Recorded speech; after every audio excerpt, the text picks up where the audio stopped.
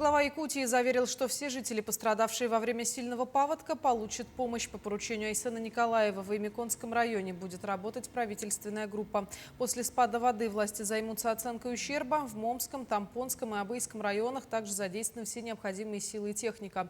Развернуты пункты временного размещения, подготовлены резервы топлива, продуктов, медикаментов. На местах работают спасатели МЧС и Республиканской службы спасения.